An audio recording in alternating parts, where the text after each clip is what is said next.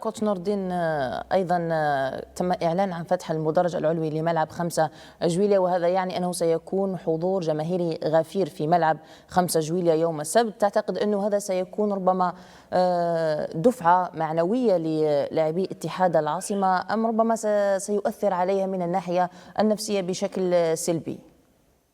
لا، الجمهور دائما يكون عامل ايجابي للفريق. لازم اللاعبين يعرفوا كيف يدخلوا في المباراه وين يكسبوا الجمهور اتحاد العاصمه معروف يعني ما يساند في الفريق تاعو، عنده يعني اغاني واهازيج وحيويه ونشاط.